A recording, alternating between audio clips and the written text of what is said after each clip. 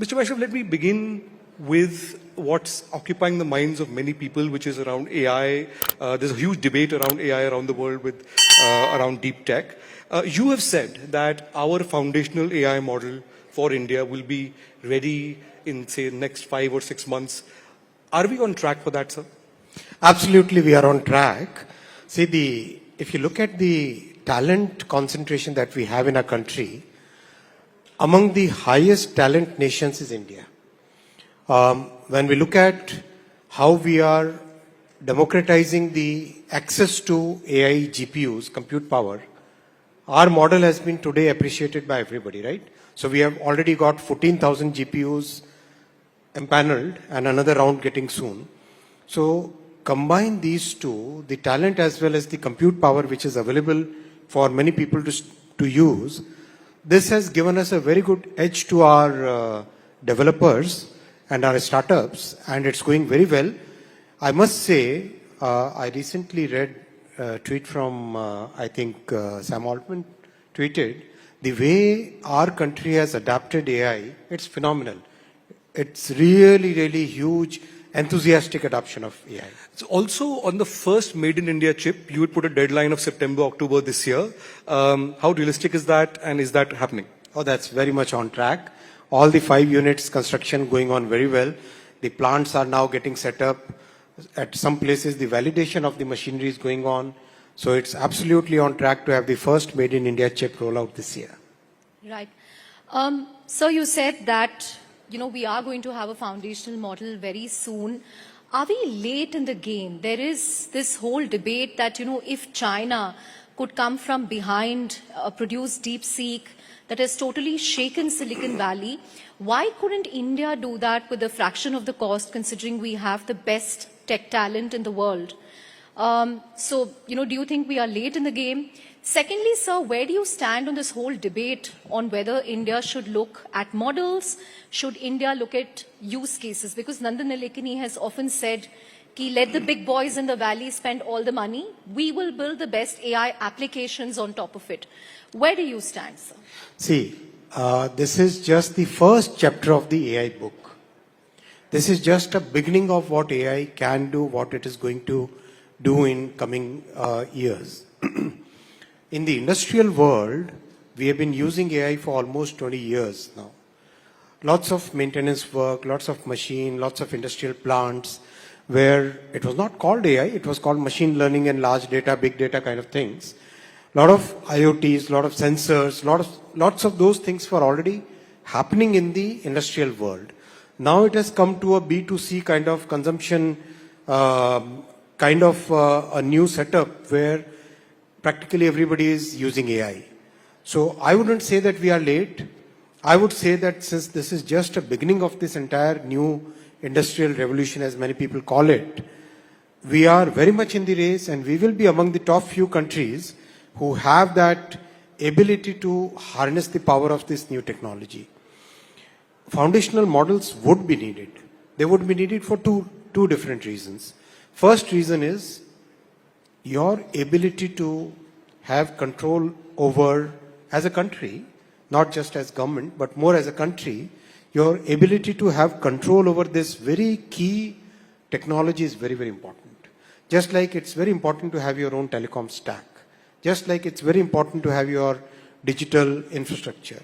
Just like it is very important to have your own semiconductor manufacturing and design capabilities.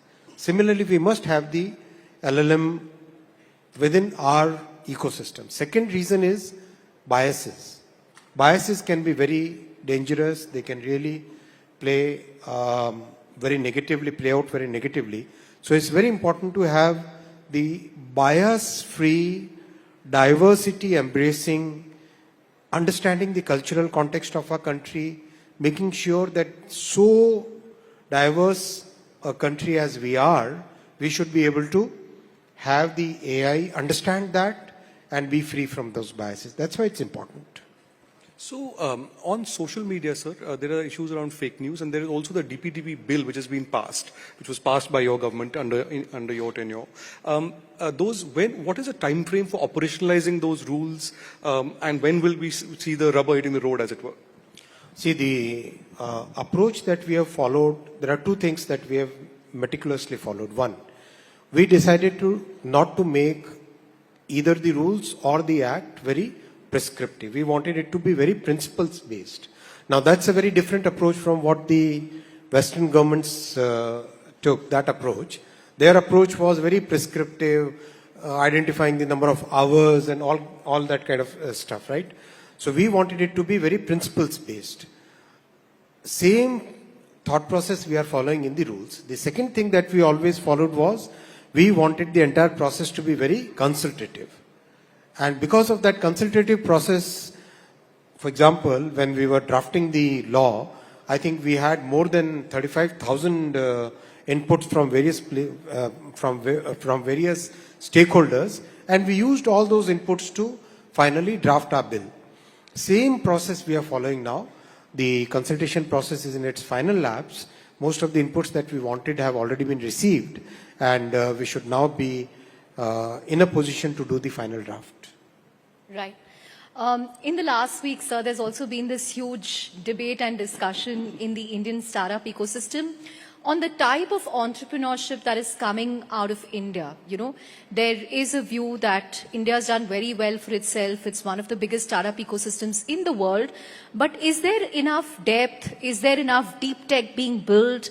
Or are we stuck with gig workers, delivery apps, fancy cookies and ice creams? What is your view on this, sir?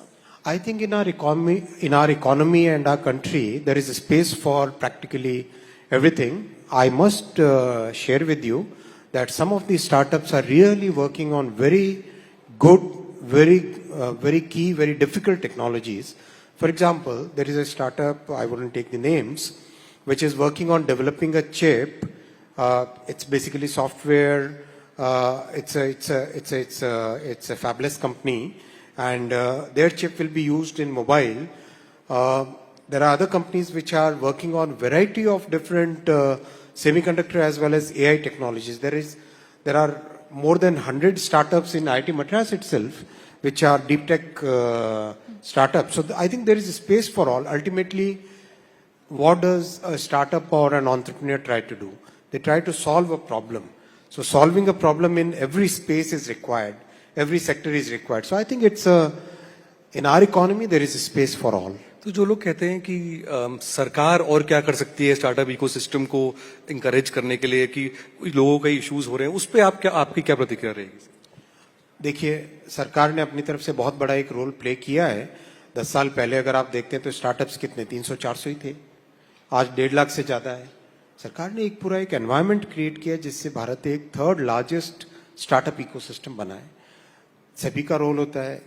कोई भी ताली एक हाथ से नहीं बजती है. सभी को अपनी अपनी तरफ से प्रयास करने पड़ते हैं. और मैं कहता हूं कि आज के स्टार्टअप्स में वो एनर्जी है, वो एक एंथुजियाज्म है, वो एक काम करने का जो जज्बा है वो है. And I am very happy with the way our startups are working on a variety of problems that they are trying to solve. Right. If I can slip in a question here about Elon Musk. You know, on the one hand, the government has sort of rolled out the red carpet with respect to Starlink. But on the other hand, we are also seeing a very fierce battle where Elon Musk's ex has sued the Indian government in court because of the Sahyog portal. As the nodal minister, where do you stand on this? Listen, this is not the first time that social media platforms have filed cases or suits against government. It's a very common thing, and ultimately every company, whichever company, has to work within the framework of the constitution and the framework of the laws that are passed by the parliament. Talking about social media, sir, do you think the scope of the broadcast bill needs to be widened to also look at influencers, content creators, considering what happened recently with the whole Ranveer Alabadia and Samay Raina episode? See, end of the day, we must understand that we are all living in a society. We are all living in a particular cultural context. We are all having friends, neighbors, children. Everybody is connected with each other. So we must, as users of technology, whether we are content creators or we are consumers of technology, we should understand what is our responsibility, and we should try to be I would say as a citizen or as a user, we should try and see what my own boundaries should be. I should be able to define that and work within that. Making, let's say, if you're living in your own living room, 4 or 5 persons, those jokes would be very different from a platform where you are basically broadcasting to the entire world what you want to say. Then we must understand that we are living in a social context, and I would say that we should understand that as a social responsibility. Ashwini ji, आपकी सरकार ने make in India पर बहुत जोर दिया है. इस वक्त काफी अस्थिरता का दौर है ग्लोबल मार्केट्स में और कई चीजों को लेकर काफी अनस्टेबिलिटी है, अनसर्टेनिटी है. चाइना से सप्लाई लाइंस शिफ्ट करने की जो बात है, इंडिया को चाइना +1 स्ट्रेटजी, इंडिया उस आपके हिसाब से how well placed is India to benefit from the current situation और with the shifting of supply line from China to India? आप अगर पिछले 10 वर्षों की जर्नी देखो तो यू गेट द आंसर. इन 10 वर्षों में electronics manufacturing has grown 5 times. Electronics exports have grown 6 times. 5 गुना यानी 17% CAGR से ग्रो हुई है 10 साल में, despite the 2 Covid years. I am saying exports 20% plus CAGR growth हुई है, and it's increasing at the same pace और एट अ फास्टर पेस. अभी recently we announce the electronics component scheme. इससे पहले hardware, mobile phone, and the ecosystem is deepening so well. What gives more satisfaction is that many of the manufacturers are now setting up their design houses. There is one manufacturer who has set up a design team, and that design team has designed a laptop which they showed to me recently. Then I showed that laptop to one of the big IT companies ka CEO, and that CEO basically said that he didn't believe that this is made in India, this is made in Taiwan is what he said. And that is the kind of quality that our people are manufacturing and designing today. So that's a reality today, and that's going to grow. More than 400 companies are there which are there in I'm saying the major ones. There are many more smaller MSME units which are there, which are part of the ecosystem. So combine our stable policies that our Prime Minister has shown us a clear vision, the availability of design talent, and our focused way of implementing that policy, we are bound to grow in the coming days. Mr. Vaishnav, you mentioned the scheme for electronic components. The Union Cabinet last week approved over about 22,000 crores of PLI for electronic manufacturing. Overall, as I understand it, across 14 sectors, about 1.6 lakh crore of investment will come in on through the PLI route.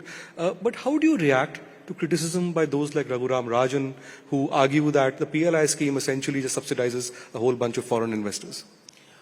See, I always take any criticism which comes very constructively, but what I would like to share with you is every country which got into electronics manufacturing, every country, take any name, they all started the same process, whether it is South Korea, it's Vietnam, it's China, it's Japan in the early phases after the Second World War.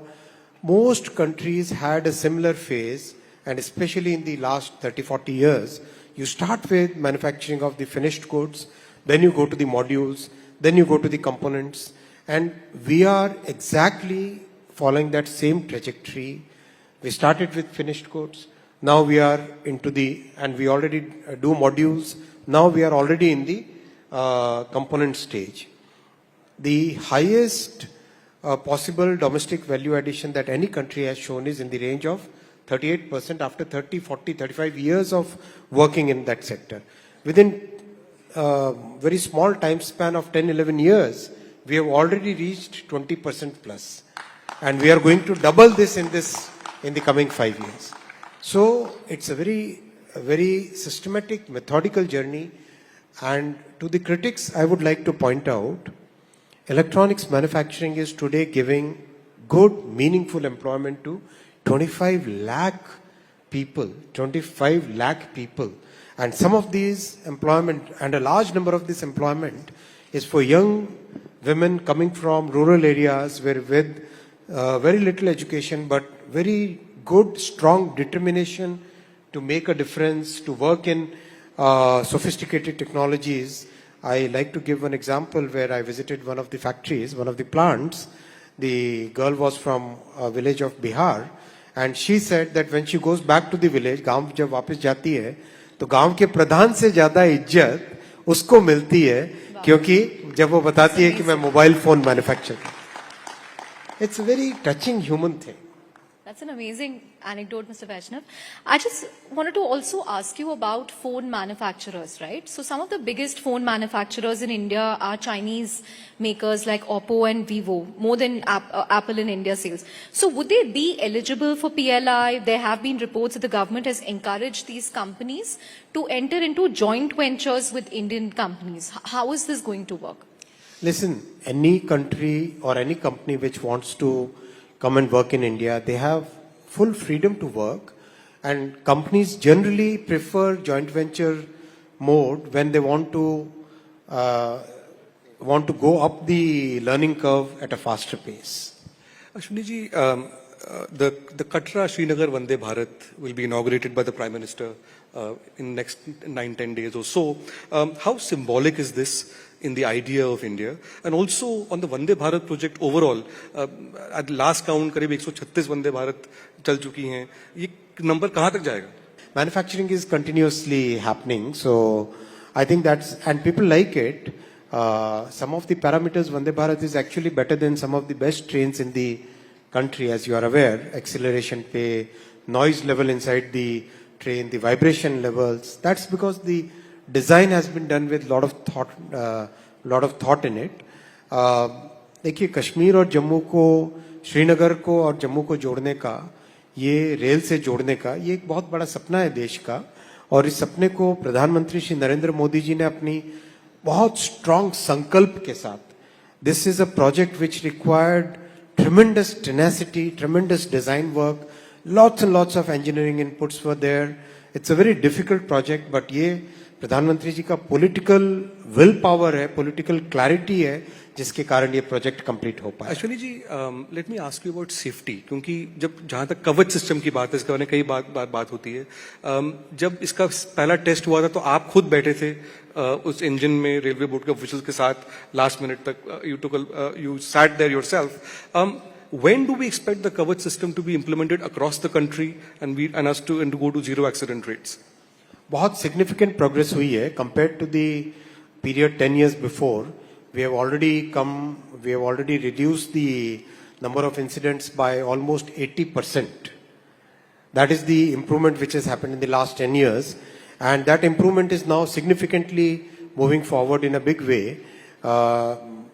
Kavach ka that particular thing was the time when it was in its preliminary design phase. That was version 3.2. Obviously, when people are looking at a new technology, and that to a technology on safety matters, लोगों को थोड़ा doubt रहता है, इसीलिए मैंने कहा कि let me take that, make that as a personal example and take that risk and do that experiment, do that pilot myself. वो इसीलिए किया था, और उसका result भी अच्छा आया, because that gave a lot of confidence to the teams which were working on the Kavach project. और अच्छी progress है. अभी 10,000 लोगों पे लगाने का काम चल रहा है, about 15,000 kilometers लगाने का काम चल रहा है. Many of the rich countries, they took about 20 years to cover their networks, and I think we should be able to do that in 6 years. Ashwini ji, last question. We are running out of time. So, the Prime Minister speaks about his vision for Viksit Bharat in 2047. Let me ask you, as a subset of that, your vision and the Prime Minister's vision for Indian railways for 5 साल के बाद हिंदुस्तान की railways किस तरह की लगेगी? Railways में प्रधानमंत्री श्री नरेंद्र मोदी जी ने इतना क्लियर फोकस रखा है, और जो इसकी रिक्वायरमेंट्स जितनी भी थी, विशेषकर फंडिंग के बारे में, सेफ्टी के बारे में, टेक्नोलॉजी लाने के बारे में, प्रोसेसेस को चेंज करने में, इसमें बहुत अच्छा एक मार्गदर्शन मिला है, बहुत अच्छा एक नेतृत्व मिला है, जिसके कारण we are already in a very, railway is actually transforming. In the coming 5 years, 3 major things will happen. First, from where we are today, safety will improve even more significantly. We have already reduced number of incidents by 80%. I think there will be a further reduction of 80% going forward. Second, the capacity is going to increase substantially. Is saal we became the second largest cargo carrying railway in the world. Now it's basically top two countries में हम आ गए already, and that will again further go up because railways is the most environment friendly mode of transportation. That will go further. Third, a lot of new technology trains, beginning with what Vande Bharat did. Vande sleeper है, Namo Bharat train है, Amrit Bharat train है, bullet train आ रही है, तो ये सब की सब एक टोटली एक नए तरीके की टेक्नोलॉजी के ट्रेन्स आएंगे. Fourth, the infrastructure will improve substantially with the stations getting rebuilt. Today we are doing the world's largest station redevelopment program. 1,200 stations पे अभी as we speak काम चल रहा है और within a month's time frame, Honorable Prime Minister will be inaugurating 100 stations in one go. So उस तरह का काम चल रहा है. If you can allow me 2 quick questions. How do you use AI every day? Is there an AI chatbot that you like? What kind of questions do you ask? Bad question to ask. You ask OpenAI, how does Ashwini use it? So let me ask you another question. I'm told, work a very long day. You have many, from 9 o'clock till 11:30, 12 at night. What is your view on what does your staff think about this idea of a 90-hour week? I think you should ask the staff. What do you think about it? No, I think our Prime Minister has set a very good example before us. He works very hard, and when we have to take our country to a totally new level, there is no option but to, and it's a personal choice. Each one should make, each company, each organization should make their own choices. For me, I think there is no substitute to hard work. So Ashwini ji, coming back to railways, in terms of the AC class, the numbers show that the percentage of that in passenger revenues बहुत ज़्यादा बढ़ गया है. इसमें मैं बहुत clear आपको कहता हूँ. Throughout our history, it has been a 2/3, 1/3 history, as in the recent history of 20-25 years. 2/3, 1/3 का ratio रहता है जी. AC और non-AC का. That ratio has actually increased now. Now it is 70% non-AC coaches, 30% AC coaches. When you look at the number of seats which are available, it is 82% non-AC and 18% AC. देखो, विपक्ष वो जो एक narrative बनाने की कोशिश करता है, उसमें आप मत जाइए. आप look at the data, and I've placed this data before the parliament also. In terms railway बहुत स्पष्ट है. रेलवे इस पूरे इनकम पिरामिड में very clearly low income, middle income. That is where our focus is. Low income or middle income families के लिए to provide a good, affordable, and we are the most affordable railway service in the entire world.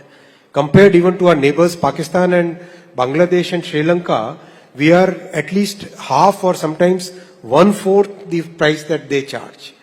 So providing affordable and safe transport to our middle income families and to our low income families, that is what our priority is. Very clear, absolutely laser sharp focus. Thanks very much, Mr. Vaishnav. Thanks, and that brings us to the end of this session. A big hand for Mr. Ashwini Vaishnav. Thank you. Thank you very much, Thank you. sir. Thank you very much.